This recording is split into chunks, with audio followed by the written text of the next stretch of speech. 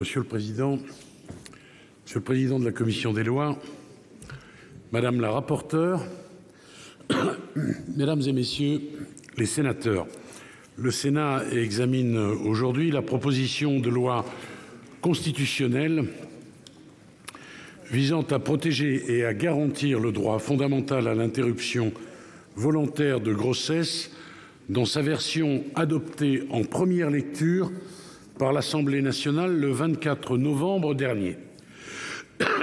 Ce texte n'est pas encore abouti. Le rapport de la commission des lois du Sénat ne manque d'ailleurs pas de le relever. Mais il est le fruit d'un travail constructif et transpartisan entre les nombreux groupes politiques de la Chambre basse. Et je veux ici d'ailleurs saluer les présidentes Berger et Panot. Depuis l'arrêt rendu le 24 juin 2022 par la Cour suprême des États-Unis, 6 propositions de loi constitutionnelles ont été déposées sur les bureaux des assemblées. 6 propositions, 6 visions différentes et de beaux débats passés, présents et à venir devant vos deux assemblées. L'importance des initiatives parlementaires dans cette matière démontre que le revirement de jurisprudence de la Cour suprême des États-Unis a eu l'effet chez nous d'un électrochoc. Nous devons être vigilants à ce que la solidité de nos institutions se maintienne à l'épreuve du temps et que ce droit soit préservé. Et quel droit? Ce droit chèrement conquis de chaque femme à disposer de son corps. Disons-le, en la matière, nous ne partons pas de rien et il ne faut pas mésestimer l'œuvre du Conseil constitutionnel. Celui-ci, depuis sa décision du 27 juin 2001, reconnaît en effet que le droit à l'IVG résulte de la liberté de la femme qui découle de l'article 2 de la Déclaration des droits de l'homme et du citoyen. Mais il s'agit à présent d'aller plus loin et de conférer un fondement constitutionnel autonome à l'interruption volontaire de grossesse en l'érigeant explicitement au-delà de la jurisprudence du Conseil constitutionnel en liberté fondamentale. Pour toutes ces raisons, je persiste et je signe, le gouvernement soutiendra toutes les initiatives parlementaires qui viseraient à constitutionnaliser le droit à l'IVG. À ceux qui opposent à cette initiative parlementaire que le droit à l'avortement n'est pas menacé en France, je réponds simplement ceci: n'attendons pas qu'il soit trop tard pour le défendre. Le droit des femmes à disposer de leur corps doit être inaliénable. En 1975, Simone Veil expliquait que l'objectif du gouvernement était de créer, je la cite, une loi réellement applicable, dissuasive, protectrice. Le législateur, à travers de nombreux textes successifs, a atteint ces objectifs. Mais l'objectif que nous poursuivons aujourd'hui est autre. Il s'agit à présent de protéger ce droit en l'élevant au plus haut rang de la hiérarchie des normes, notre Constitution. Ce faisant, nous donnerions à voir à toutes les femmes, qu'elles ont le choix, que celui-ci leur appartient et qu'elles sont soutenues par la société tout entière dans ce choix. Car oui, les exemples étrangers partout dans le monde nous le démontrent, une démocratie digne de ce nom ne peut exister sans l'émancipation totale de la moitié de sa population. J'attire votre attention sur la nécessité de ne pas se tromper de débat. J'entends évidemment la commission des lois lorsqu'elle pointe qu'une telle inscription ne résoudrait pas les difficultés concrètes d'accès à l'IVG qui peuvent se rencontrer sur le terrain. Le gouvernement, et notamment mes collègues Braun et Rom, le gouvernement, disais-je, est pleinement engagé pour rendre ce droit le plus effectif concrètement sur le terrain. Mais il s'agit là, en réalité, de deux sujets différents. L'effectivité d'un droit, d'une part, et sa protection juridique, d'autre part. Si les modalités d'exercice du droit à l'interruption volontaire de grossesse doivent pouvoir continuer à être encadrées par le législateur, car il s'agit du niveau normatif le plus adapté pour le faire, le droit à l'interruption volontaire de grossesse lui-même ne doit pas être entravé, restreint ou pire, aboli. Or, une garantie constitutionnelle peut nous l'assurer pour l'avenir. Et ce, pour une raison notamment que j'avais évoquée devant vous en octobre dernier. Constitutionnaliser le droit à l'IVG, c'est s'assurer que ceux qui auraient ce néfaste projet ne puissent le faire sans l'accord du Sénat. Oui, inscrire le droit à l'IVG dans la Constitution, c'est garantir que le Sénat aura le dernier mot pour protéger ce droit, comme il en a déjà protégé tant d'autres dans la noble mission qui est la sienne. Vous l'aurez compris, tout comme la Commission, le gouvernement n'a pas changé d'avis. Il est, lui, favorable à l'inscription du droit à l'IVG dans notre Constitution. Monsieur le Président, Monsieur le Garde des Sceaux, Monsieur le Président de la Commission des lois, Madame la rapporteure, permettez-moi tout d'abord de saluer l'extrême pertinence et la vigueur de la présentation du rapport par Madame Agnès Canayer. Elle justifie amplement notre refus de voter cette proposition de loi. Je reprendrai seulement quelques-uns des arguments qu'elle a énoncés en m'attachant au texte de cette proposition. Je ne m'attarderai pas sur le fait qu'elle n'est pas rédigée en français. J'ai cru constater que ça n'était qu'un détail et qu'on peut faire des fautes de grammaire dans la Constitution sans que personne ne s'en émeuve. En revanche, je veux dire que cette rédaction ne définit pas ce qu'est le droit à l'interruption volontaire de grossesse, le présente comme un absolu, une sorte de créance sur la société, et ne prévoit de garantie par le législateur que pour l'effectivité qui relève plutôt de l'organisation du système de santé, et pour l'égal accès, qui est naturellement une mesure sociale tout à fait estimable, mais qui n'est pas au cœur du débat.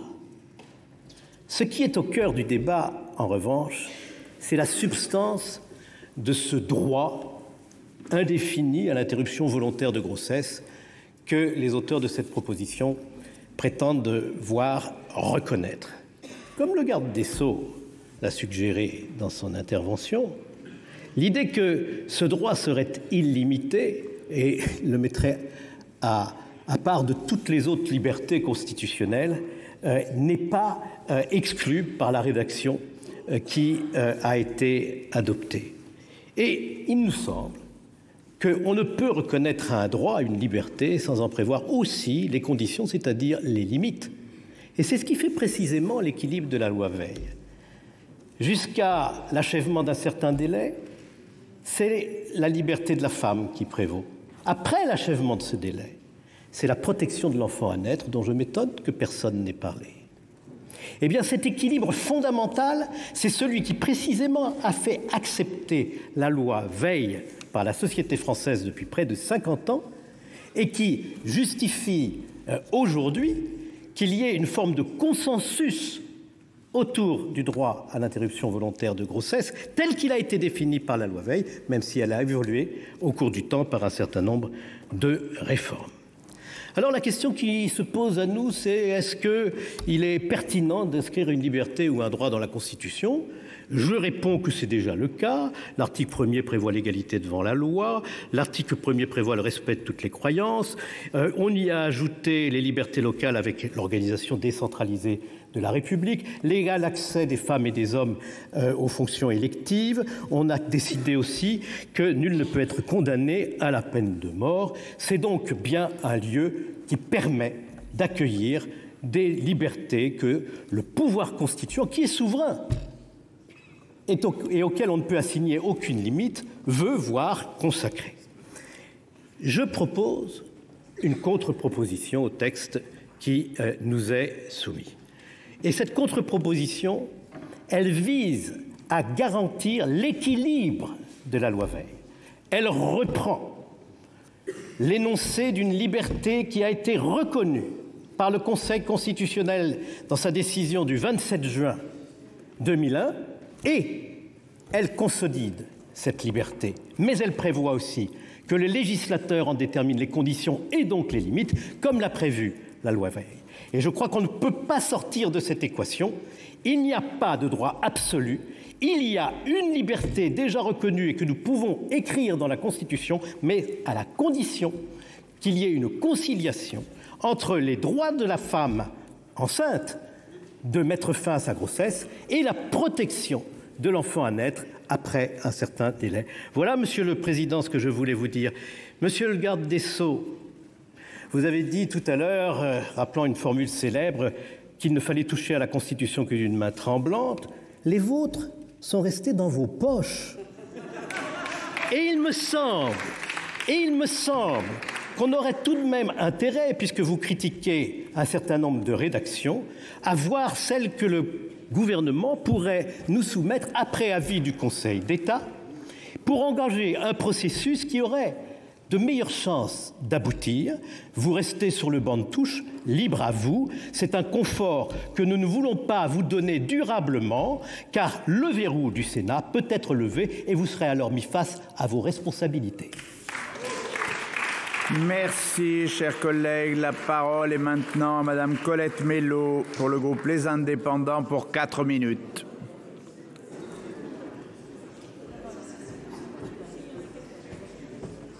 Merci, Monsieur le Président. Monsieur le Président, Monsieur le Ministre, Madame la rapporteure, Monsieur le Président de la Commission, mes chers collègues, le texte que nous examinons a été adopté à l'Assemblée nationale à une très large majorité.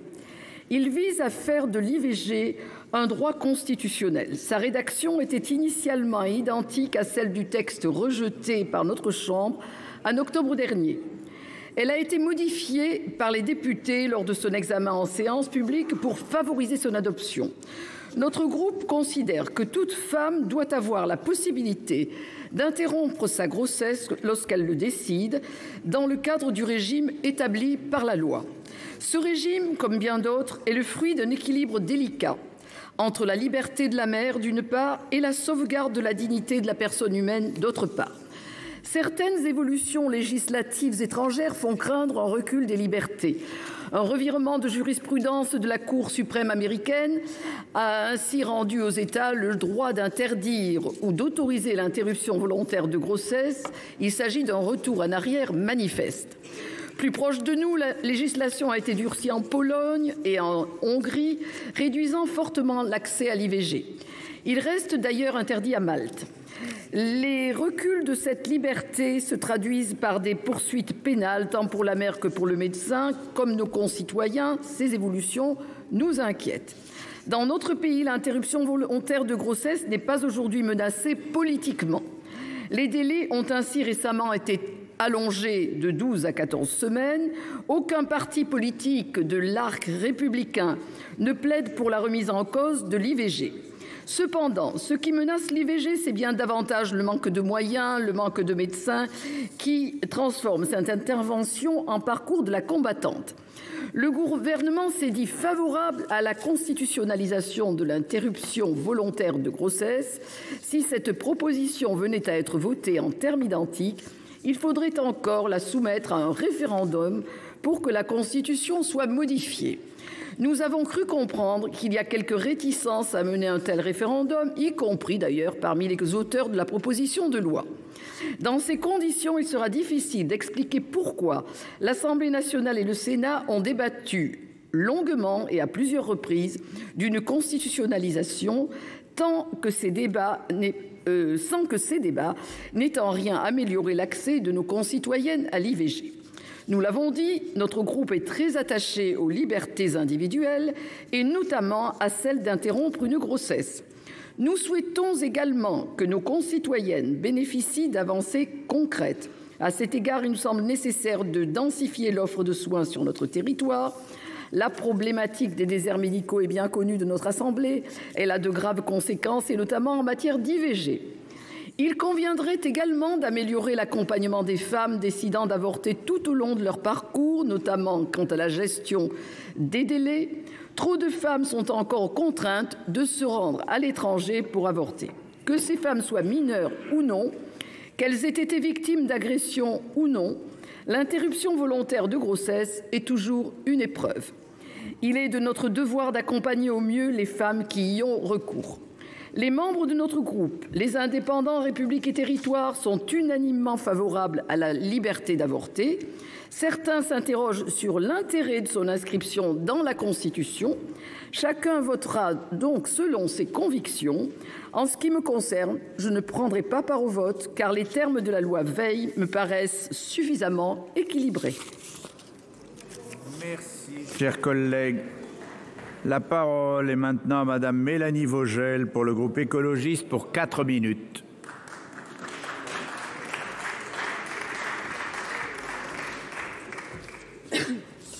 Merci Monsieur le Président, Monsieur le Ministre, chers collègues.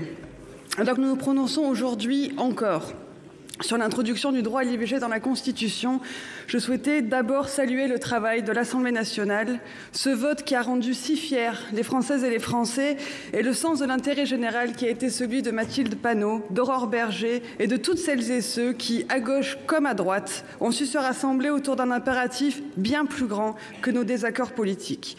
La loi Veil, que tant ont évoqué ici et évoqueront, je suis sûre, aujourd'hui, la loi Veil est donc le point de départ de l'accès des femmes au droit à l'avortement en France, a nécessité, comme tant d'autres victoires politiques, la réunion de 3 éléments. La mobilisation des féministes d'abord et comme toujours, des féministes qui des années durant et depuis des décennies ont battu le pavé, mis leur vie en danger pour sauver tant d'autres de l'horreur et pour imposer la reconnaissance du dû le plus fondamental, celui que nous avons à disposer de nos corps, à contrôler notre fécondité et plus largement à maîtriser nos vies.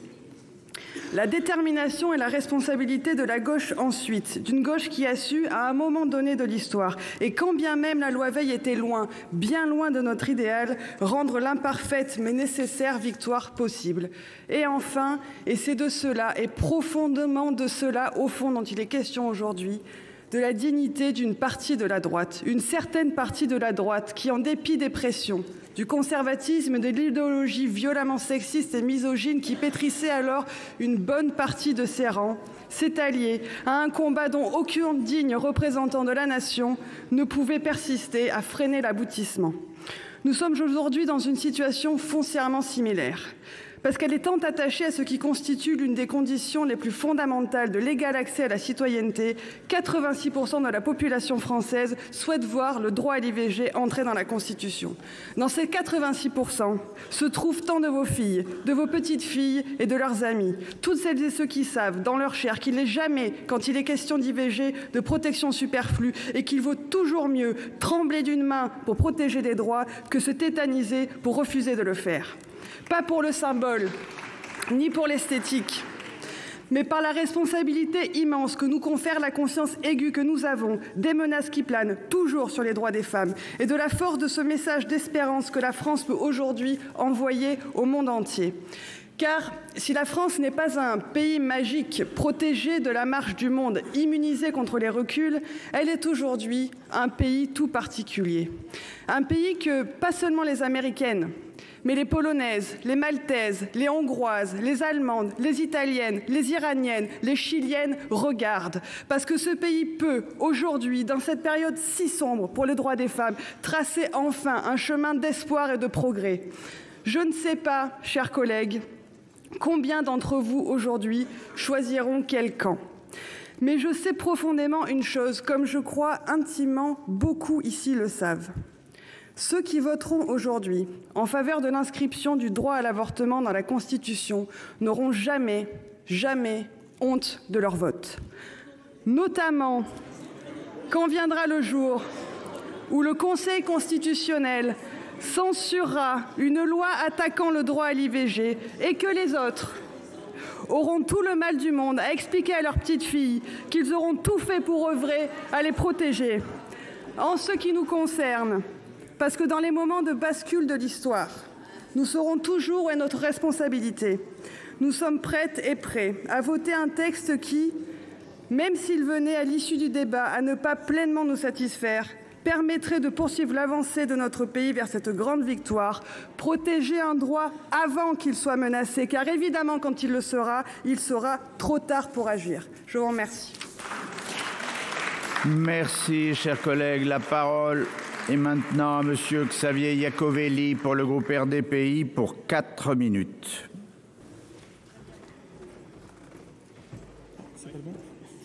Merci.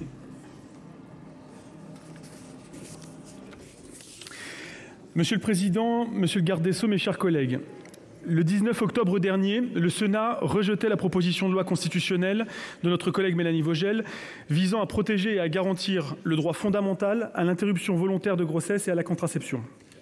Outre les arguments avancés lors de ces débats, je ne reviendrai pas dessus, nous retiendrons que ce vote fut le signal malheureux envoyé à nos concitoyens et particulièrement aux femmes. Ne soyons pas aveugles de leurs demandes, ils nous regardent. Aujourd'hui, le droit à l'IVG est remis en cause dans le monde. C'est un fait. Depuis l'annulation de l'arrêt Roe versus Wade, 13 États américains ont rendu illégal l'avortement et 5 en ont limité l'accès, et cela en moins d'1 an. Au sein même de l'Union européenne, les menaces qui pèsent sur ce droit sont visibles. Je prends l'exemple pris tout à l'heure par le garde des Sceaux sur la Hongrie, où on oblige maintenant les femmes, avant d'avorter, à écouter le cœur du fœtus. Il est donc légitime de s'interroger sur son avenir en France. À l'image de la marche pour la vie du 22 janvier dernier, ou encore le récent colloque anti-IVG parrainé par notre collègue malheureux sénateur Ravier, les militants anti-avortement constituent et continuent d'utiliser tous les moyens possibles pour diffuser leur idéologie rétrograde et pernicieuse. Vous l'avez rappelé, monsieur le garde des Sceaux, un droit n'est jamais acquis. L'histoire nous le prouve, et je pourrais ajouter que ce n'est encore moins acquis lorsque c'est un droit pour les femmes ou un droit pour les enfants. Et malgré cela, en dépit des solides arguments avancés, nous n'avons pas réussi à obtenir une majorité en première lecture pour protéger et garantir le droit à l'interruption volontaire de grossesse en l'inscrivant dans notre Constitution. Qu'attendons-nous, mes chers collègues, pour le faire ? Ne nous trompons pas de débat. Il ne s'agit pas ici d'empêcher un retour en arrière qui suscite la crainte d'un bon nombre de nos concitoyens. Nous avons de nouveau l'occasion de voter en ce sens. Saisissons-la. En constitutionnalisant le droit à l'IVG, notre pays ferait preuve et œuvre de pionnier dans la matière. Ne sous-estimons pas la puissante portée symbolique d'un tel acte vis-à-vis de l'Occident. Fidèle à sa vocation universaliste, il enverrait un message fort au pays où le droit à l'avortement est bafoué ou inexistant. La France défend vigoureusement sur la scène internationale les droits des femmes, alors allons plus loin. Je tiens à saluer le sénateur Bas, qui, dans un esprit constructif, propose de réécrire l'article unique dans le prolongement de la jurisprudence du Conseil constitutionnel. Bien que son amendement prévoie que la loi détermine les conditions dans lesquelles s'exerce la liberté de la femme de mettre fin à sa grossesse, il ne consacre pas pour autant le droit à l'IVG comme un droit autonome.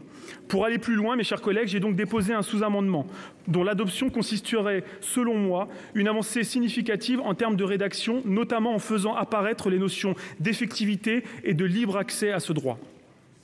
Rien ne s'oppose au rehaussement du niveau de protection du droit à l'IVG.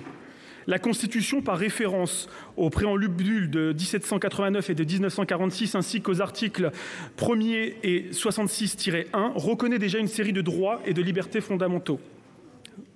Contrairement à ce que vous affirmez, Madame la rapporteure, inscrire dans notre loi fondamentale un droit garanti depuis près de 50 ans ne semble pas constituer, je vous cite, un changement de nature de la Constitution dommageable. Nous sommes nombreux dans cet hémicycle à considérer que la constitutionnalisation du droit à l'IVG serait parfaitement compatible avec notre tradition juridique. C'est pourquoi une large majorité du groupe RDPI soutiendra ce texte au nom du droit des femmes, au nom de leur droit à disposer de leur corps et tout simplement au nom de leur liberté. Merci. La parole est maintenant à Madame Marie-Pierre de La Gontrie pour le groupe socialiste pour 6 minutes.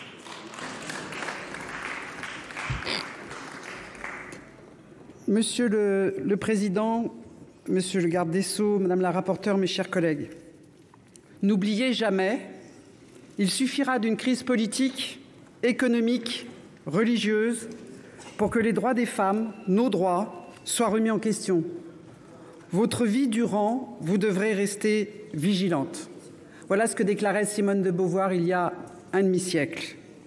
Rappelons-nous le long chemin, la lutte âpre et parfois violente que les femmes ont menée pour obtenir par la première loi Veil du 17 janvier 1975 la dépénalisation de l'interruption volontaire de grossesse. N'oublions pas toutes ces femmes criminalisées pour avoir avorté ou pour avoir aidé d'autres à le faire. N'oublions pas toutes celles qui sont mortes faute d'avoir eu accès à des conditions dignes pour pratiquer un avortement. La constitutionnalisation de l'IVG dont nous parlons aujourd'hui s'inscrit dans cette longue histoire de la lutte des femmes pour leurs droits. Parce que ça a été rappelé, notre Constitution est la règle la plus élevée de l'ordre juridique. Elle organise notre vie institutionnelle, mais elle indique aussi nos valeurs, nos principes qui fondent notre communauté. Elle traduit notre contrat social. Le Comité des droits économiques, sociaux et culturels des Nations Unies a écrit que l'égalité de genre impose de tenir compte des besoins de santé des femmes qui diffèrent de ceux des hommes. Si ce principe avait été connu des rédacteurs du préambule de la Constitution de 1946, son article 3, qui garantit aux femmes des droits égaux à ceux des hommes, aurait consacré la liberté reproductive spécifique des femmes. Cette liberté reproductive des femmes est la condition de l'égalité entre les sexes et doit figurer au sein du texte qui fonde notre communauté en tant que condition pour cette égalité. Ce serait, en France, notre fierté et notre honneur d'être le premier pays au monde à inscrire dans la Constitution le droit des femmes à disposer de leur corps. Ce combat, il est mené par la gauche depuis longtemps. Il est aujourd'hui partagé par plus de 80% des Français qui y sont favorables, toutes convictions politiques confondues, toutes convictions religieuses confondues. Pourtant, certains pensent qu'il serait inutile de protéger le droit à l'IVG au motif que la législation actuelle le protégerait suffisamment. Cela a été dit tout à l'heure par le garde des Sceaux. Ne sera-t-il pas alors trop tard pour légiférer si des forces rétrogrades prennent le pouvoir et décident de s'attaquer à ce droit? N'avez-vous pas vu les manifestations hostiles au droit à l'avortement qui se sont tenues au cours des derniers mois, notamment dans les rues de Paris, il y a quelques jours, rassemblant plusieurs milliers de personnes? D'autres affirment que le droit à l'IVG serait déjà garanti constitutionnellement au titre des libertés fondamentales. Cela résulte, selon nous, d'une incompréhension. Si le Conseil constitutionnel n'a pas conclu à une inconstitutionnalité depuis sa décision initiale sur la loi Veil de 1975, puis pour chacune de ses modifications législatives, il n'a cependant jamais formellement reconnu l'IVG comme un droit fondamental. Ces lois, à l'époque, ont été validées au motif qu'elles respectaient un équilibre entre, d'une part, la sauvegarde de la dignité de la personne humaine contre toute forme de dégradation et, d'autre part, la liberté de la femme qui découle de l'article 2 de la Déclaration de 1789, mais sans conférer pour autant une protection autonome au droit à l'IVG. Et c'est pour cela que nous nous battons pour cette constitutionnalisation qui procurerait évidemment une protection beaucoup plus forte à ce droit. Certains avancent que cela ne résoudrait cependant pas l'effectivité de son accès sur l'ensemble du territoire. C'est pourquoi notre texte initial le prévoit. Mais pourquoi opposer constitutionnalisation de l'IVG et la question de son accès? Ne peut-on à la fois améliorer l'accès à l'IVG sur l'ensemble de notre territoire et donner une protection supplémentaire à ce droit en le constitutionnalisant. D'autres qualifient d'inutile cette constitutionnalisation au motif qu'il n'existerait aucun risque de remise en cause dans notre pays. Et pourtant, nous le voyons, ce mouvement, nous le voyons en Europe, nous le voyons aux États-Unis. Et dire cela, c'est penser que la France, notre pays, serait une sorte d'îlot protecteur et protégé dans une Europe et un monde qui vacille sur l'ensemble de ses droits. D'autres, sur ce même raisonnement, auraient dû s'opposer à la constitutionnalisation de l'abolition de la peine de mort, puisque, vous le savez, les engagements internationaux de la France permettaient de toute façon ce retour en arrière impossible. Un mot enfin de la proposition de notre collègue Philippe Bas, qui s'engage dans cette constitutionnalisation avec une rédaction différente qu'il nous a détaillée précédemment. Elle présente, selon nous, deux faiblesses. La première, évidente, elle n'est pas conforme au dispositif retenu par l'Assemblée nationale et donc ne permet pas, à ce stade, de vote conforme. Mais, plus encore, elle choisit d'utiliser le terme de liberté et non pas le terme de droit. Or, je le dis au président Bas et je le dis à vous tous, l'IVG n'est pas seulement une liberté. Pour nous, c'est un droit. Mais cette rédaction proposée a la vertu de s'engager sur le chemin de la constitutionnalisation et, au fond, rappelons-nous que la première loi Veil n'a pu être adoptée que grâce à un travail transpartisan et à la participation des groupes parlementaires de la gauche qui avaient accepté de larges concessions. Alors prenons cette démarche comme un appel au consensus et à la construction transpartisane lancée par Philippe Bas. Notre groupe la soutiendra comme étant positive, même si elle est imparfaite. Et puis, Monsieur le Ministre, je reprendrai à mon compte les propos de Philippe Bas. Vous avez fait état d'une analyse très fournie, très intéressante. Mais nous avons envie de vous voir concrétiser cette analyse dans une rédaction qui serait celle du gouvernement. Nous vous donnons rendez-vous pour cela. Merci. Ce soir, je le dis de manière solennelle, le Sénat a rendez-vous avec son histoire, avec l'histoire du droit des femmes. Elles l'attendent, ne les décevez pas. Terminé, merci. La parole est maintenant à Madame Laurence Cohen pour le groupe CRCE pour 4 minutes.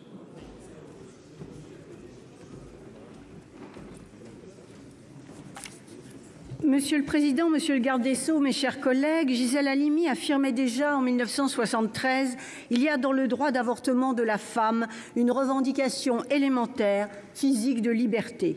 Plusieurs d'entre vous ont dit, mes chers collègues, que ce droit existe, qu'il est reconnu depuis la loi Veil du 17 janvier 1975, suite aux mobilisations des femmes, d'associations féministes, de syndicalistes et de partis politiques progressistes. Alors pourquoi vouloir le faire entrer dans la Constitution ?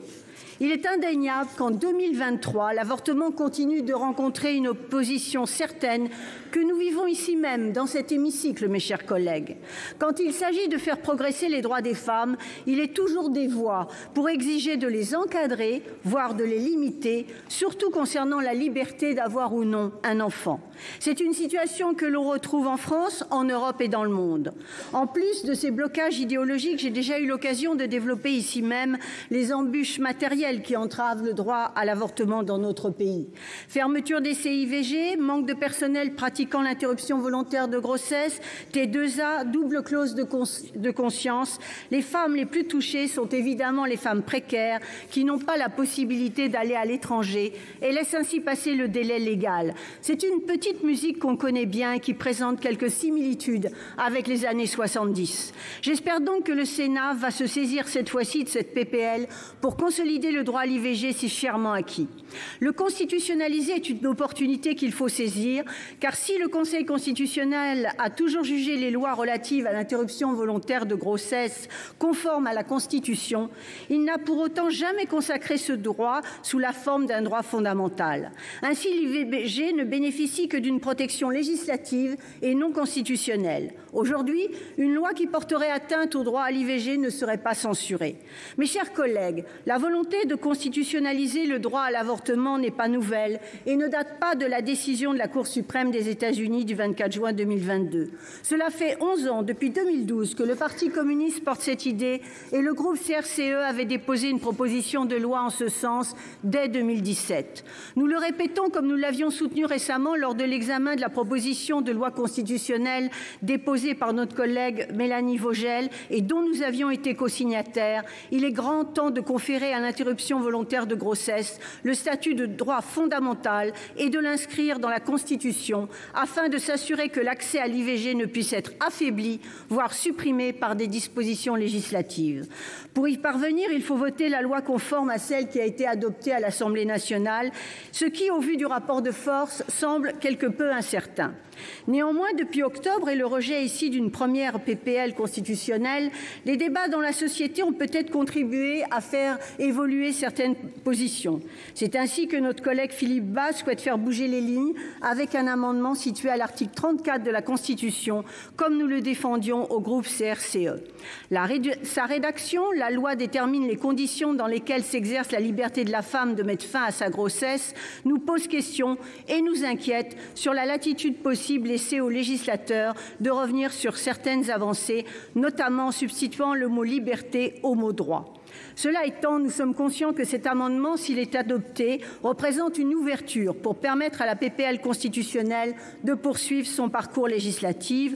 Notre groupe ne fera donc rien pour bloquer un tant soit peu cette proposition de loi en souhaitant que si l'amendement était voté majoritairement, il pourrait être rédigé de manière différente, reprenant le mot droit, car pour nous, c'est extrêmement important.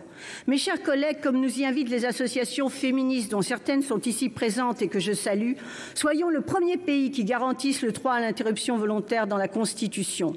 Et je vais faire mienne l'appel d'Oser le féminisme en octobre dernier. Nous appelons la France à être pionnière dans la protection du droit à l'avortement en devenant le premier pays à constitutionnaliser ce droit fondamental, donnant ainsi un message d'espoir pour les femmes de ce monde qui se battent pour leurs droits, pour le respect de leur corps et de leur santé. C'est avec force et tout simplement que je souhaite réaffirmer devant vous ma position personnelle sur la PPLC dont nous débattons ce soir. Ce droit à l'IVG, inscrit dans la loi grâce à la force de l'engagement d'une femme, Simone Veil, en 1975. Je voterai cette proposition de loi constitutionnelle comme j'ai voté en faveur du texte de notre collègue Mélanie Vogel à l'automne dernier. J'entends les contestations de mes collègues qui dénoncent l'inscription dans la Constitution d'un droit qui ne serait pas menacé aujourd'hui. Qui peut le certifier? Pas moi.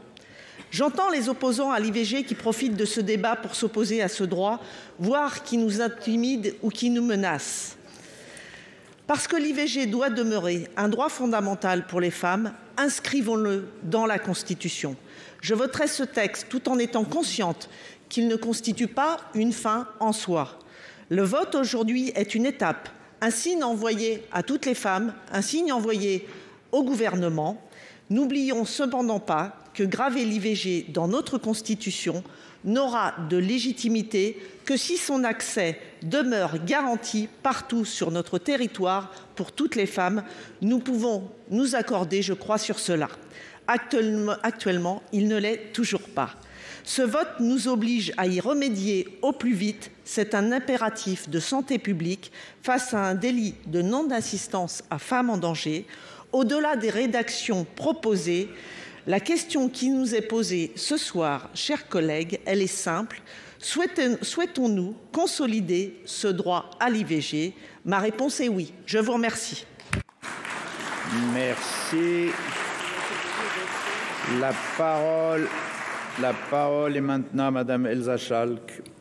Merci, Monsieur le Président, Monsieur le Ministre, mes chers collègues. La question qui nous est posée par ce texte est de savoir si nous voulons apporter une garantie constitutionnelle au droit à l'interruption volontaire de grossesse. À titre personnel, je le souhaite. Et je voterai aujourd'hui, comme en octobre dernier, pour la constitutionnalisation de cette liberté fondamentale pour les femmes. Pourquoi ? Parce que la Constitution est notre texte à valeur suprême. Elle est le socle commun des valeurs et des libertés fondamentales de notre société, celles auxquelles nous ne devons pas déroger. Inscrire l'IVG dans la Constitution, c'est inscrire ce droit fondamental au sommet de notre hiérarchie des normes.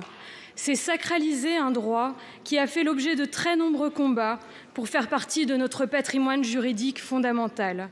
À l'heure où les droits des femmes en général et le droit à l'avortement en particulier peuvent faire l'objet de reculs dans des pays pas si lointains, et même si la situation américaine n'est pas comparable à la nôtre, j'ai la conviction que conférer la plus haute protection à ce droit est pertinent. Les droits des femmes nécessitent notre constante vigilance, notre mobilisation et notre action de chaque instant. L'absence actuelle de remise en cause dans notre pays de l'IVG ne saurait nous exonérer de tout faire pour protéger et garantir dès aujourd'hui ce droit auquel nous sommes tous attachés.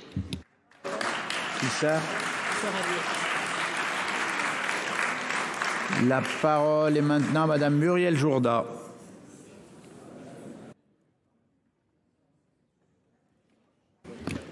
Merci, Monsieur le Président. Monsieur le ministre, Monsieur le Président de la Commission des lois, Madame la rapporteure, mes chers collègues, j'avoue que j'ai quelques difficultés à reconnaître le Sénat dans ces débats qui nous animent et qui nous animeront peut-être longtemps, puisqu'il n'y a pas eu moins de 6 PPL qui ont été déposés sur ce sujet. J'ai des difficultés à le reconnaître parce que nous nous vantons souvent d'une certaine sagesse sénatoriale. Et je ne la reconnais pas dans ce débat, car la réalité est que nous réagissons comme de vulgaires tabloïds à un événement qui ne nous concerne pas, qui ne nous regarde pas, qui est une décision de la Cour suprême des États-Unis, qui n'a aucun impact sur la France, de la même façon que notre décision n'aura aucun impact sur les États-Unis. Et cela me paraît assez surprenant. J'avoue que je suis aussi surprise parce que nous avons l'habitude de faire preuve d'une certaine objectivité. Or, ici, j'entends que nous débattons de l'IVG comme si c'était le sujet de ce soir et comme si véritablement une menace pesait sur cette liberté des femmes en France. Vous savez que ça n'est pas le cas. Vous savez que nous ne discutons pas de l'IVG et vous savez aussi que même si l'on brandit assez facilement la menace de l'extrême droite qui pourrait nous priver de cette liberté, à l'Assemblée nationale, l'extrême droite a majoritairement voté pour la constitutionnalisation de l'IVG. Donc là encore, nous manquons d'objectivité. Nous avons aussi généralement une certaine rigueur juridique lorsque nous parlons. Et aujourd'hui, j'entends parler de la Constitution comme si c'était un fourre-tout dans lequel nous pouvions inscrire tout ce qui nous tenait à cœur et que ça le protégeait comme un coffre-fort. Là aussi, vous savez que c'est faux. Vous savez que la Constitution, eh bien, c'est l'ensemble des règles qui régissent nos institutions, qu'elle n'est pas intangible, puisque nous l'avons modifiée 24 fois depuis 1958, et que probablement cette liberté n'a pas grand-chose à y faire, même si le Conseil constitutionnel a indiqué qu'elle découlait d'une liberté déjà prévue dans la Constitution, qui est la liberté des femmes. Et enfin, j'ai l'habitude aussi, me semble-t-il, d'un certain respect ici. Or, j'entends que certains auraient des positions dignes et d'autres n'en auraient pas. Nous avons toujours des positions dignes ici. Elles sont diverses, mais elles doivent pouvoir être acceptées. Et pour ma part, je ne voterai pas ce texte. 20 secondes, je dis rien. Alors, merci, c'est moi qui gère le temps. Merci, Madame Jourda. La parole est à la présidente Rossignol et à elle seule. Monsieur le Président, je m'étais inscrite... parce qu'évidemment, c'est un débat sur lequel j'ai des éléments à partager avec le Sénat. Et puis, je vois les inscrits s'afficher de plus en plus nombreux au fur et à mesure du débat. Je vois même des collègues qui sont exprimés dans la discussion générale s'inscrire de nouveau sur l'article. Et je sais qu'après cet article, il y a l'amendement de Philippe Duquesne-Torbat qui va donner lieu lui aussi à des prises de parole. Et puis, je sais qu'à 20h45, tout s'arrête. Donc, je ne voudrais pas que le Sénat, ayant déjà, il y a quelque temps, au mois d'octobre, été remarqué pour son vote hostile à la constitutionnalisation, soit aujourd'hui remarqué pour une manœuvre de procédure qui consisterait à faire durer le débat et à ce que nous ne puissions pas voter aujourd'hui ni l'amendement de Philippe Bas, ni le texte. Voilà. Comme l'a dit, nous avons déjà... Ce n'est pas la première fois que nous discutons ni de l'IVG, ni de la constitutionnalisation. Donc, comme l'a dit le président Karoutchi, c'est moi et moi seul qui parle, et je passe mon tour de parole au profit d'un vote dans les temps donnés. Oui, Monsieur le Président, qui s'exprimera à titre personnel, contrairement à tout à l'heure où je prenais la parole au nom du groupe d'Union centriste. Il y a plusieurs débats. Il y a le débat de l'influence internationale sur nos débats intérieurs. Il y a la question de l'opportunité de savoir s'il faut mettre cette référence à l'IVG dans la Constitution, mais il y a un débat qui est un débat juridique. Et dans le rappel au règlement, je rappelais qu'on en est à 4 rédactions. Il y a la rédaction de Madame Vogel, il y a la rédaction initiale de Madame Panot, il y a la rédaction de l'Assemblée nationale, et on aura à débattre tout à l'heure de la rédaction proposée par Philippe Bas. Le tout dans des délais contraints, avec une proposition de loi, un deuxième véhicule législatif qui est une proposition de loi, donc pas d'étude d'impact, pas de passage au Conseil d'État et pas de débat en droit. Et en plus, avec une procédure dont on sait tous qu'elle n'ira pas à son terme, puisque la seule issue, c'est le référendum. Dans la situation actuelle du pays, avec 4 rédactions et une issue hypothétique qui est celle du référendum, est-ce que ceux qui sont les défenseurs de l'IVG imaginent une seconde ce que représenterait un débat sur une question sociétale de cette ampleur-là dans l'état actuel de la société française ? Je pose la question comme ça parce qu'en fait, il y a un moment, on est non seulement dans cette maison, on arrête de faire du droit et on parle que de sujets politiques en disant c'est très bien de mettre ce sujet dans la Constitution. Moi, je suis hostile à cette inscription, mais si on devait imaginer de le faire, il faudrait quand même se poser la question de la qualité du droit qu'on écrit. On est quand même des législateurs et ce dont on parle, c'est la qualité de la Constitution pour les années qui viennent. Une loi, ça se fait, ça se défait. Une Constitution, ça se défait pas aussi simplement que ça. Donc on est en train, mes chers collègues, d'improviser et c'est la raison pour laquelle il fallait faire ce rappel-là à cet instant. Merci. Merci. Je demande vraiment à chacun de se contenir, de se retenir. Pour le moment, le débat est serein. Ça ne sert strictement à rien de l'envenimer. Il reste 35 minutes. On va le faire calmement. La parole est au président Retailleau. Merci, Monsieur le Président, de ce préalable. Bien entendu, il n'y a pas d'un côté le camp de la dignité et le camp de l'indignité. Nos démocraties s'abîment quand on réduit le débat public à une polarisation, à un échange de condamnations et d'accusations. On doit pouvoir en débattre, quelles que soient les opinions des uns ou des autres. Moi, je pense que nous sommes le Sénat. Et je pense que le Sénat ne doit pas fonctionner sous la pression de telle ou telle opinion publique, mais que nous devons légiférer de façon rationnelle et raisonnable. Cette PPLC est-elle rationnelle? Je ne le crois pas parce que le droit à l'IVG, et je remercie Agnès Canayer, notre rapporteur, qui l'a très bien démontré, n'est pas menacé dans son existence même en France par aucune formation politique. Et le Conseil constitutionnel l'a en quelque sorte constitutionnalisé, ce droit à l'IVG, puisqu'il a indiqué, dans un certain nombre de ses décisions, qu'il constituait un élément de la liberté fondamentale de la femme. Cette PPLC est-elle aussi raisonnable? Est-ce raisonnable, chers collègues, d'importer dans notre pays déjà si fracturé les débats qui fracturent la société américaine? Est-il raisonnable aussi de vouloir sur un tel sujet, monsieur le ministre, le garde des Sceaux, est-il raisonnable de vouloir un référendum? Parce que vous savez pertinemment que pour que cela aboutisse, il faudra passer par le référendum. Enfin, est-il raisonnable de vouloir constitutionnaliser à tout va? Dominique de Legge l'a très bien dit. Demain, si on a, par exemple, le droit au suicide assisté, il y a la PMA pour toutes. Pourquoi donc ces droits seraient-ils de portée inférieure à l'IVG? Pourquoi donc, demain, ne devrions-nous pas aussi les constitutionnaliser? Je pense que la Constitution française de la Ve République, elle n'est pas faite pour adresser des messages symboliques au monde entier. Merci. La parole est maintenant à Monsieur Ravier. Merci Monsieur le Président. Je l'ai dit, répété, j'ai même organisé un colloque ici même au Sénat pour le démontrer et j'en ai été d'ailleurs très heureux. La constitutionnalisation du droit à l'IVG est inutile et dangereuse. Elle est inutile car il n'y a pas de sujet chez nous en France. Le droit à l'IVG n'est pas menacé. Alors pourquoi cette proposition? Pourquoi cette obsession de la gauche? La principale raison, la frustration.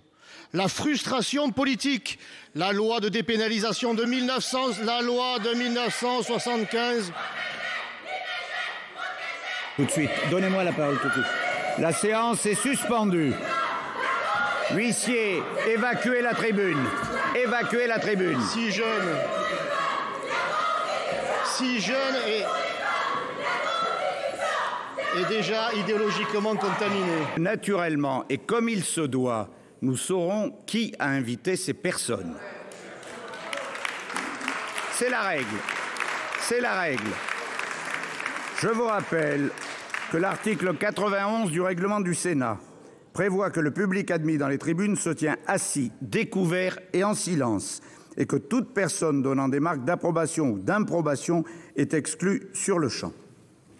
Monsieur Ravier. Je reprends donc mon propos. La principale raison, la frustration. La frustration politique, la loi de dépénalisation de 1975 a été pensée, rédigée et proposée par un ministre de droite, Simone Veil, soutenu par une majorité, un gouvernement et un président de la République de droite. Alors depuis 48 ans, la gauche ne l'a toujours pas digérée. Elle rumine, elle enrage d'avoir été dépossédée de ce qui lui revenait idéologiquement de droit, au même titre que l'abolition de la peine de mort. Elle a saisi une actualité tronquée venue d'outre-Atlantique pour un grand coup d'agite-propre, comme l'a si justement qualifié l'ancien secrétaire général du Conseil constitutionnel, tenter d'imposer son hold-up politique. Comptant sur la faiblesse de ses opposants qui s'est exprimé à l'Assemblée nationale, elle souhaite ainsi récupérer son patrimoine idéologique. Mais je vous mets en garde, mes chers collègues de droite, nous sommes en face d'une gauche française minée par son fanatisme, qui la poussera à exiger toujours plus de vous. Après la constitutionnalisation de l'IVG, ce sera la constitutionnalisation de la fin de vie et de l'euthanasie. Si vous posez un genou à terre, mes chers collègues, elle exigera que vous posiez le second. Après que vous ayez posé le second, elle exigera que vous vous mettiez à plat ventre. Si vous vous mettez à plat ventre, elle vous fera ramper. Ce sont des fanatiques, ils n'en ont jamais assez. Alors je vous invite, mes chers collègues de droite, à rester debout, forts et fiers de votre vote. J'en appelle à votre courage et à votre esprit de résistance. Ne lâchez rien. Ne lâchez rien, pardon. Lapsus révélateur. Votre vote, notre vote nous engage à tous. Ne laissez... Allez, c'est terminé. Monsieur Ravier, vous n'avez plus la parole. Mais qu'est-ce que c'est ça? Je croyais qu'on pouvait courir. Je croyais qu'on pouvait couper la parole. Qu'est-ce que c'est que ce cirque? Ah ben oui, c'est trop tard. Ah ben oui, mais c'est trop tard. Merci. Merci, monsieur Ravier. Merci, monsieur Ravier. La parole est à monsieur Bonnecarrère. Et si chacun pouvait retrouver son calme en attendant que l'on sache les suites de l'incident.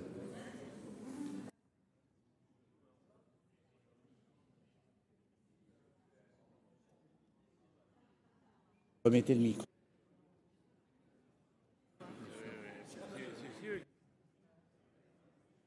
Bonnecarrère. Il n'a pas de micro. Ah, c'est bon, monsieur. Oui, monsieur le Président, mes chers collègues, je vous proposerai que nous oublions les incidents auxquels nous venons d'assister.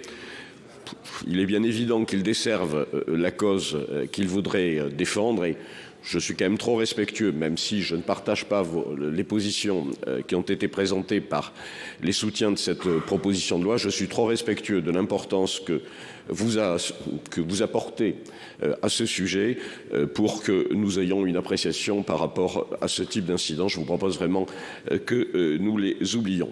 3 réserves pour justifier pour la majorité de notre groupe un vote négatif. Le premier, vous le comprenez bien, concerne notre Constitution. Notre Constitution, c'est le socle, c'est ce qui nous a permis de faire face à des moments difficiles, c'est un élément de stabilité. Et une Constitution, c'est d'abord le fonctionnement de nos institutions. Si nous avons une Constitution qui évolue vers un recueil de dispositions sociétales, et je crois que ce soir nous ouvririons une porte qui me paraît un petit peu difficile, je crois que nous ne rendrions pas service à notre Constitution et au fonctionnement de notre système. Deuxièmement, vous dire que la société française est déjà assez troublée. L'idée d'un référendum, alors que d'autres suggestions de référendum fusent dans la société française, je vous trouve vraiment bien joueur d'envisager, je peux jouer entre guillemets bien entendu, d'envisager de passer par la voie du référendum en cette matière. Troisième et dernier élément, ont été évoqués, bien sûr, le fait que les dispositions de la Cour suprême américaine ne nous concernent ni de près ni de loin, mais je voulais simplement attirer votre attention sur le fait que si vous partez de l'idée que demain notre système parlementaire pourrait être complètement renversé et que notre système constitutionnel pourrait conduire le Conseil constitutionnel à revenir sur sa jurisprudence de depuis le 1, c'est que vraiment, alors là, on a un problème majeur dans notre société pour arriver à un tel défaut de confiance sur notre Parlement et sur le Conseil constitutionnel. Merci. Madame Gatel, j'imagine, je pense que c'est la dernière oratrice, mais bon. Moi... Merci de vos largesses, Monsieur le Président.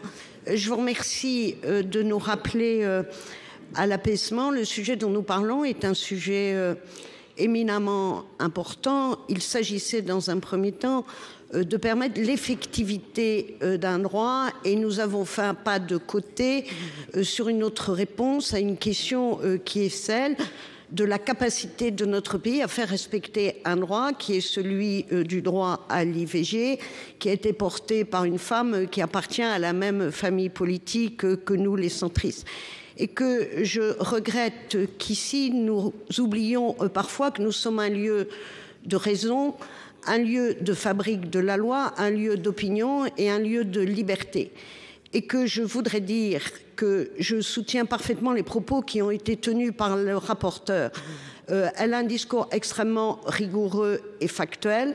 Deuxièmement, je voudrais dire que je trouve fort inconvenant que l'on ose évoquer ici, peut-être pas clairement, mais par allusion au sous-entendu, qu'il y aurait le camp des bien-pensants et celui des conservateurs qui seraient peut-être même des mécréants.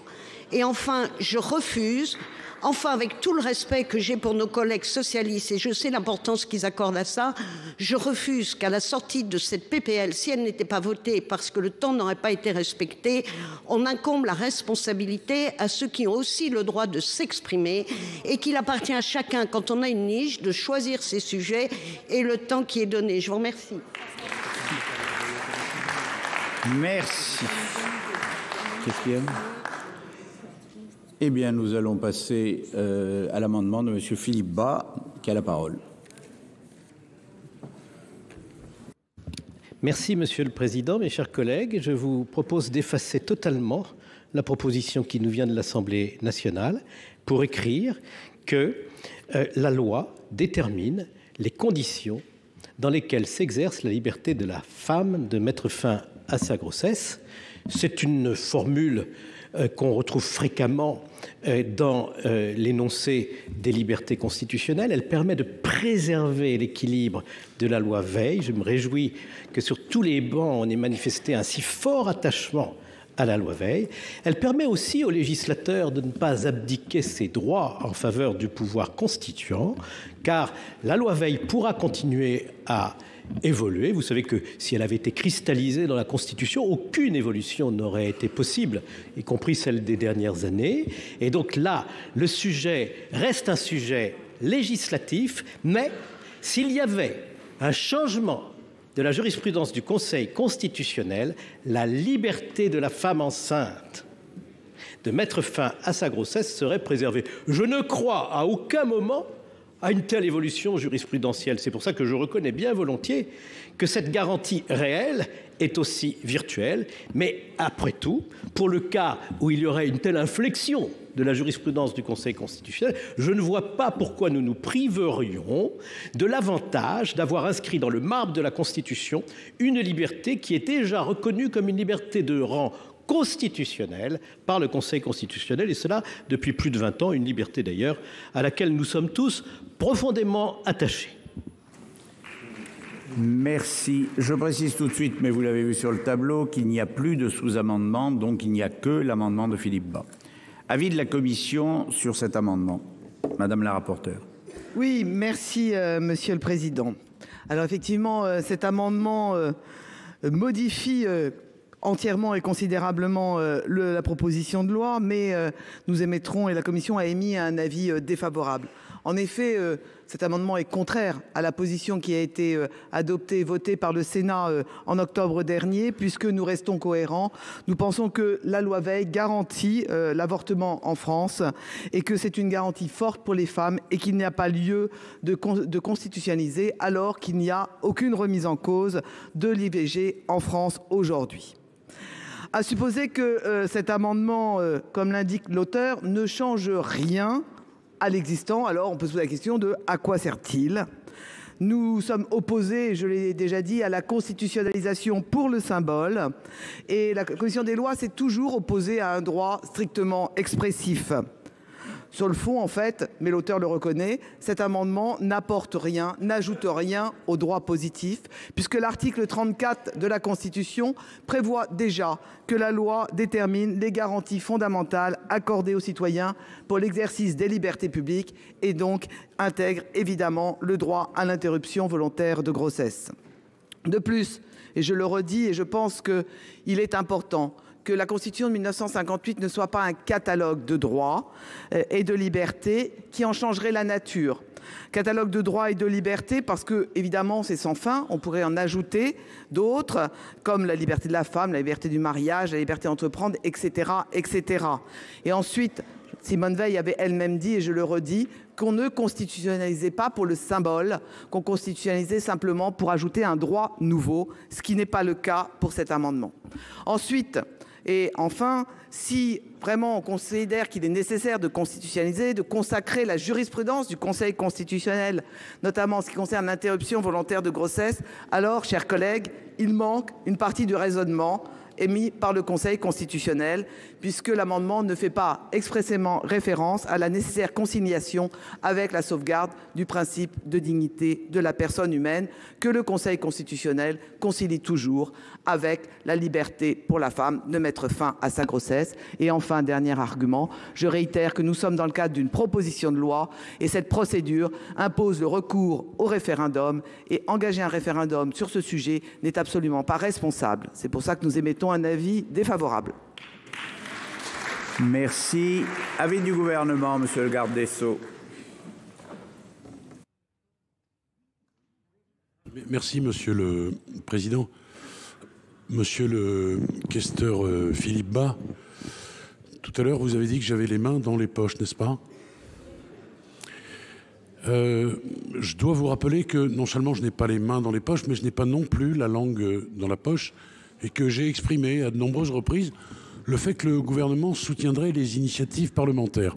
Et je trouve assez singulier d'entendre dans votre bouche, je vous le dis avec beaucoup de sympathie, au fond, que vous ayez besoin d'une impulsion gouvernementale, vous qui souvent êtes l'ardent défenseur du parlementarisme et de ces initiatives souvent heureuses, pour ne pas dire toujours. Je suis assez surpris de ça. Il y a eu 6 textes qui ont été présentés. Moi, j'ai dit, la Première ministre a dit, non seulement nous les regardons, mais nous les soutiendrons. Bon. Et d'ailleurs, laissez le travail parlementaire se terminer. Mais j'ai bien compris, il y a aussi une navette. Voilà. Et nul ne l'ignore. Alors, pour le reste, je veux saluer votre proposition qui démontre, à l'évidence, presque dire comme toujours, votre volonté de parvenir à une écriture de compromis, n'est-ce pas? Voilà. Mais j'ai un petit doute, je l'ai exprimé tout à l'heure, je ne vais pas le redire. Je pense que c'est l'état du droit actuel. Et donc, au regard de cet amendement, qui fait un pas vers le compromis, le gouvernement émet un avis de sagesse. Merci, monsieur le garde des Sceaux. Et on reste un peu calme. J'ai déjà plusieurs demandes de parole, d'explication de vote sur l'amendement. Alors, pour de bon, cette fois-ci, levez la main une fois. Oh non, bon. Alors, allons-y. Non, mais moi, ça m'est complètement égal. Hervé. Allez. Billon, Ravier, Hervé. Ravier, Billon. Un Jourdain, on l'a. Oui, c'est bon, je les ai. Et le président Buffet.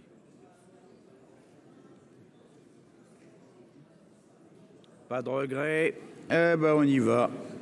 La parole est d'abord à Madame la Présidente Rossignol. Merci, Monsieur le Président. Le débat aujourd'hui porte sur l'amendement déposé par le questeur Bas. La question du gouvernement viendra après et je me concentrerai aujourd'hui sur cet amendement. Pour dire qu'en ce qui concerne mon groupe, et elles le diront si le temps est possible, pour tous les groupes qui avaient soutenu et participé à la proposition de loi déposée par Mélanie Vogel au mois d'octobre, nous allons voter l'amendement de Philippe Bas. Et je voudrais dire aux collègues qui pensent que la Constitution n'est pas faite pour être un catalogue, que le droit à l'IVG n'est pas n'importe quelle liberté. Qu'aujourd'hui, si nous en parlons, c'est bien parce que c'est la liberté des femmes, le droit des femmes, systématiquement mis en cause par tous les gouvernements illibéraux. Et ceux qui disent qu'aujourd'hui, il n'y a pas de danger pour demain, sont bien optimistes, mes chers collègues. Écoutez ce que nous dit notre collègue Ravier. Écoutez la forme et le fond de son intervention. Qui d'entre nous peut dire « Monsieur Ravier ne représente pas un courant politique à 1,5% dans le pays ?» Monsieur Ravier représente un courant politique dont on sait très bien qu'il peut un jour gouverner ce pays. Et aujourd'hui, voter un amendement qui inscrit dans la Constitution la liberté des femmes d'accéder à l'avortement, c'est envoyer un signal à qui ?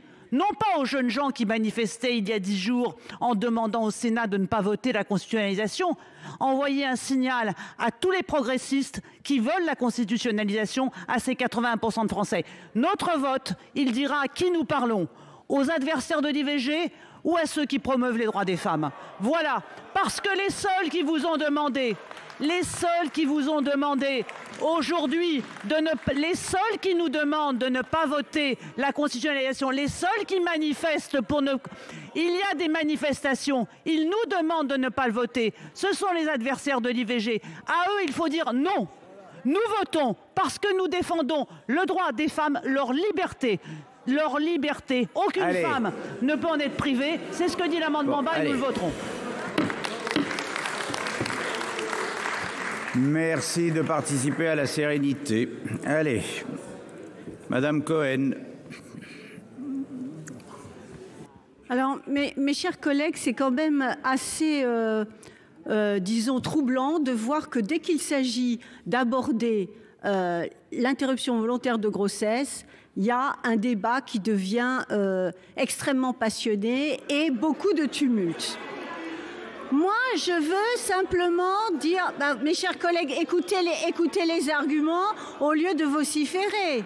Écoutez les arguments, pour l'instant, je ne les ai pas avancés. Vous ne pouvez pas savoir si vous allez vous inscrire en pour ou en contre ce que je vais dire. Je dis simplement que c'est houleux, c'est un constat, c'est un fait. Alors, sur l'amendement de M. Bas, je l'ai dit dans mon propos liminaire, j'y vois un signe positif, parce que ça pourrait permettre au Sénat rassemblé de dire oui, il y a nécessité de constitutionnaliser ce droit. Et je trouve que même en étant mon groupe, l'ensemble de mon groupe et moi-même, plutôt en désaccord qu'il y ait seulement le mot liberté, parce que pour nous, l'interruption volontaire de grossesse n'est pas seulement une liberté, c'est un droit et un droit chèrement acquis. Et nous aurions souhaité qu'il y ait ces deux termes.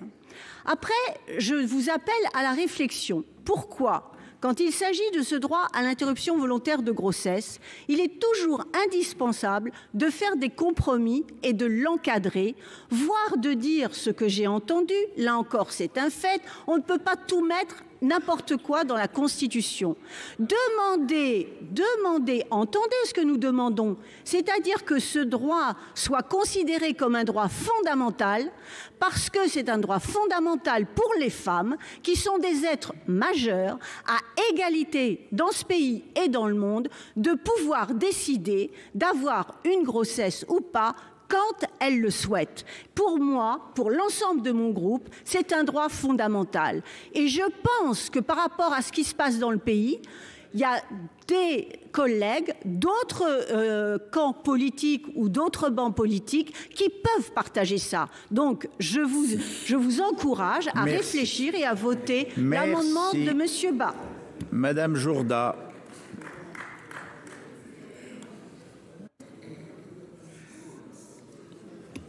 Merci, Monsieur le Président. C'est assez curieux parce que notre collègue Madame Cohen votera cet amendement tout en étant en désaccord avec ces termes.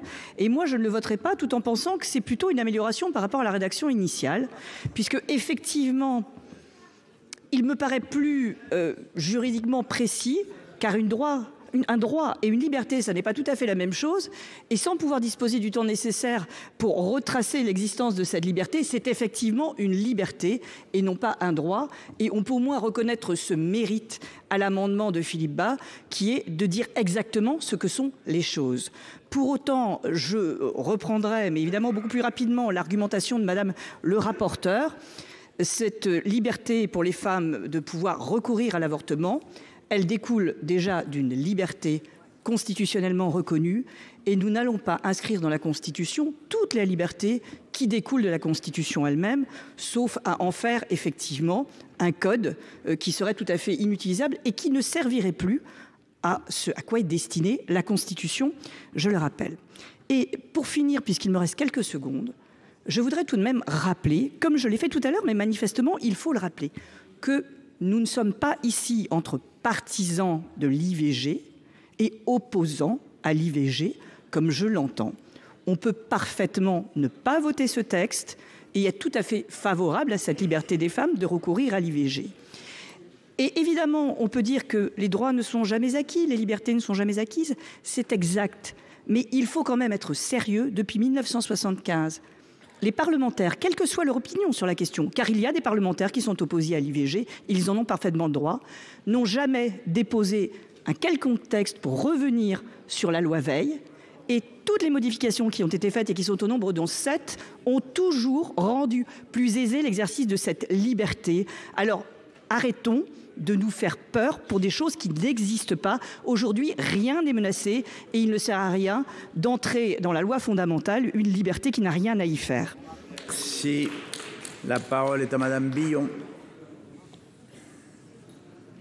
Merci, Monsieur le Président. Alors, en préambule, je voudrais dire que tout à l'heure, certains ont voulu opposer des camps. Moi, je voudrais dire aussi qu'il n'y a pas le camp d'un côté des spécialistes du droit, des spécialistes de la Constitution qui seraient contre la constitutionnalisation et les autres à côté qui seraient totalement hors sujet et qui, nous avons, nous aussi, ceux qui sont pour la constitutionnalisation, eh bien, une responsabilité pleine et entière de l'écriture de la loi. Donc moi je remercie notre collègue Philippe Bas pour cette rédaction de compromis qui pourrait peut-être nous rassembler pour avancer sur ce chemin de la constitutionnalisation du droit à l'IVG, parce que pour moi c'est pas un symbole, pour moi c'est la protection d'un droit fondamental et je vais bien entendu voter cet amendement de compromis, parce que personne aujourd'hui ne peut garantir que le droit à l'IVG n'est pas menacé. Je ne peux pas vous dire qu'il est menacé, mais vous ne pouvez pas me dire qu'il n'est pas menacé. Et donc, la passion d'ailleurs qui a été déchaînée à un moment dans les débats ce soir, et certains arguments le démontrent. Donc je vais voter cet amendement pour garantir un droit fondamental pour les femmes dans la Constitution. Je vous remercie. Merci. La parole est à Monsieur Ravier. Merci pour votre accueil chaleureux. Monsieur le sénateur Philippe Bas, je suis étonné à plusieurs égards par votre amendement. Venant d'un gaulliste tout d'abord, vous souhaitez participer à l'horizontalisation de la Constitution dans un texte de verticalité gaullienne, minant l'intérêt général qui avait présidé à sa rédaction. Vous contribuez à découdre notre contrat social, vous appuyez cette manie dangereuse d'en faire un self-service normatif. Venant d'un opposant aux inutilités constitutionnelles ensuite, vous disiez en juin 2018 que l'introduction d'une mention à l'environnement à l'article 1 de la Constitution n'était, je vous cite, pas une question de numérotation car ça ne changeait rien à ce que dit déjà la charte de l'environnement. Ici aussi, ce n'est pas une question de numérotation et votre rédaction ne change rien à ce que dit déjà la loi actuellement en vigueur. Venant d'un sénateur attaché au rôle du Parlement, vous choisissez de nous déposséder un peu plus de notre pouvoir de décision au profit d'un juge constitutionnel. Venant d'un proche collaborateur de Simone Veil, vous prétendez soutenir l'esprit de sa loi qui était une dépénalisation en l'inscrivant sur la clé de voûte de notre édifice normatif. Vous assumez de l'ériger en panacée sociétale. Enfin, venant d'un élu de droite, je crois, Vous validez l'initiative d'Agitprop, et on l'a encore vu aujourd'hui dans les tribunes, vous validez l'initiative d'Agitprop de l'extrême gauche qui ne cherche qu'à procéder sur le dos de la Constitution, qu'à une OPA, une opération politique sur l'avortement. Chers collègues, à votre tour, ne tombez pas dans ce piège électoral, soyez fermes sur vos convictions, sinon, je l'ai déjà dit, jusqu'où irons-nous ? J'espère que vos votes d'automne ne se seront pas envolés avec l'action du vent mauvais venant de la gauche et que vous serez amenés, à la lumière des quelques paradoxes que je viens de soulever, à rejeter cet amendement, prélude au rejet du texte. Merci, Monsieur le Président. Merci. La parole est au président Buffet. Monsieur le Président, moi je vais simplement faire juste un petit point juridique. L'article 37 de la Constitution, dans lequel l'amendement de notre collègue est présenté, qui est à 34, pardon, je peux faire durer, Madame Rossignol, avec beaucoup de plaisir.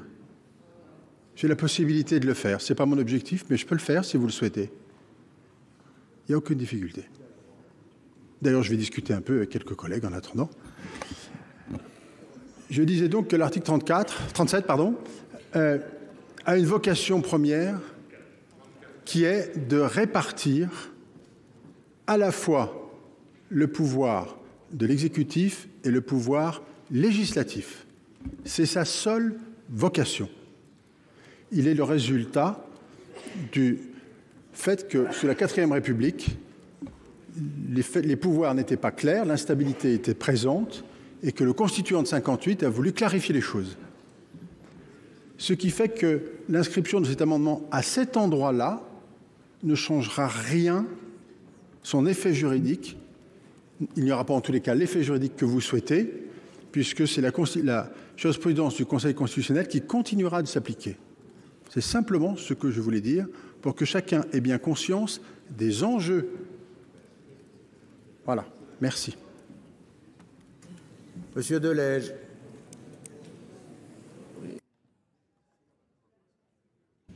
Merci, Monsieur le Président. J'avoue que je suis un peu resté sur ma faim, si je peux ainsi m'exprimer, sur la position du garde des Sceaux, qui représente, je crois, ici le gouvernement. On aurait été content de savoir ce que comptait faire le gouvernement si l'amendement de M. Bas était adopté, ou si d'ailleurs il n'était pas adopté et que le texte initial était adopté.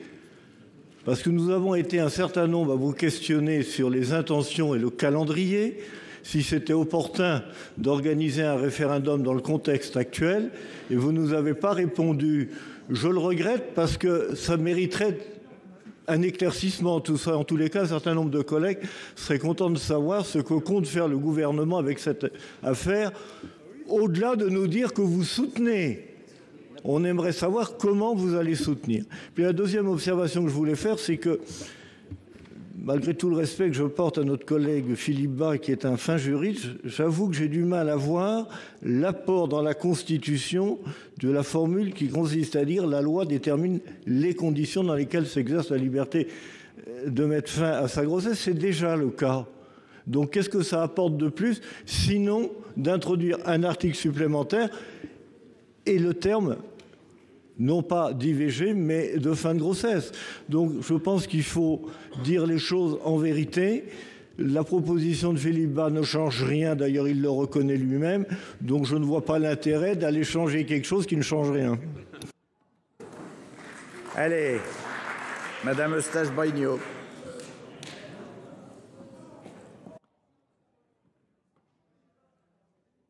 Alors oui, n'en déplaise à certaines ou à certains, je vais reprendre la parole parce que je suis extrêmement triste de la nature de débats qui ont lieu ici.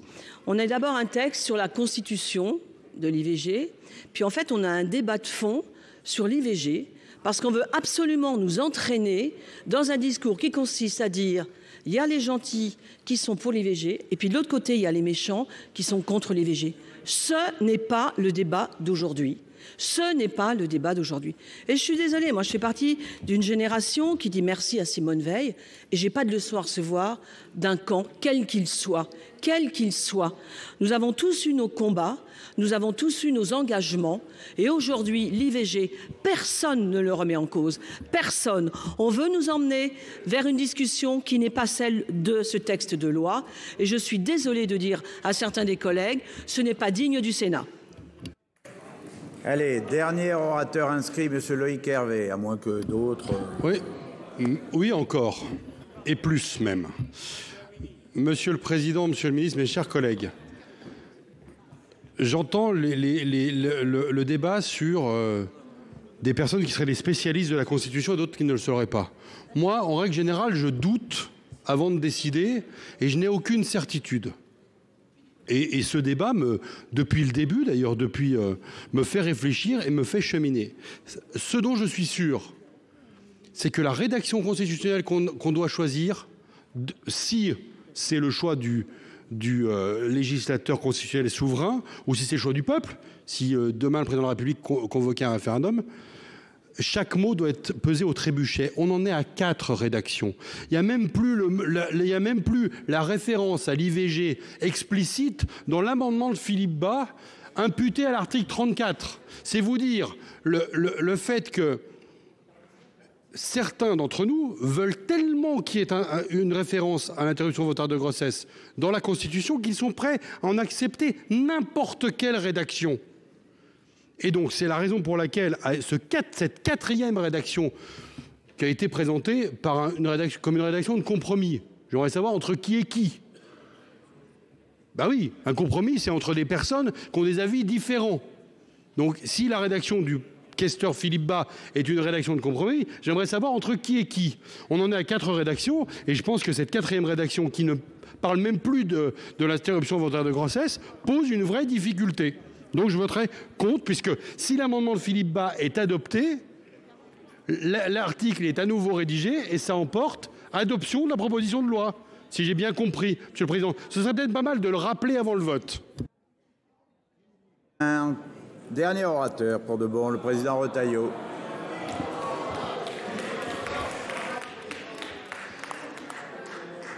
Trois remarques très rapidement. La première, c'est que je veux dire à tous nos collègues que si l'amendement de Philippe Bas était adopté, il vaudra adoption de l'ensemble de la PPL. Je me rends compte que tous ne sont pas informés de cette conséquence juridique. Deuxième élément, garde des Sceaux a des doutes. J'ai une certitude, ça a été dit à plusieurs reprises, l'amendement de Philippe Bas est superfétatoire, sinon dans cet hémicycle, comment aurions pu à plusieurs reprises débattre de textes, de PPL, justement, qui avaient cette portée sur l'IVG. Et enfin, je ne vois strictement aucune raison de modifier le vote que nous avons déjà émis à l'automne dernier, aucune raison d'un revirement. Je pense qu'en politique, la constance, la cohérence sont des vertus. Je pense que j'ai entendu le mot signal, le mot symbolique. Je pense que la politique doit être reliée d'abord au réel. Et méfions-nous, mes chers collègues, parce que à force de déconnecter la politique du réel, les Français se déconnecteront ensuite de la politique. Merci. Je vais mettre aux voix l'amendement de rédaction globale de l'article unique constituant l'ensemble de la proposition de loi. En application de l'article 59 du règlement, le scrutin public est de droit. Il va être procédé au scrutin public dans les conditions fixées par l'article 56 du règlement. Le scrutin est ouvert.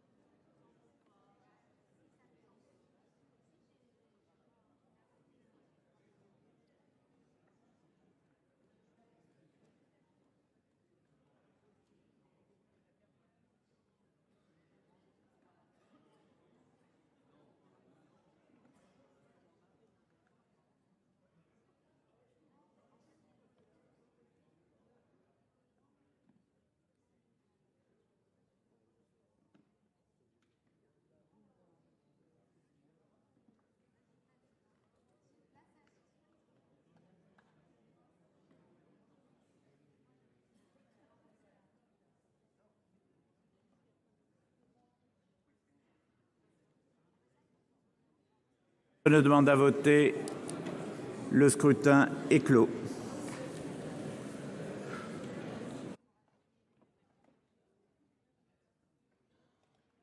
Résultat votant 341, exprimé 318, pour 166, contre 152, l'amendement est adopté.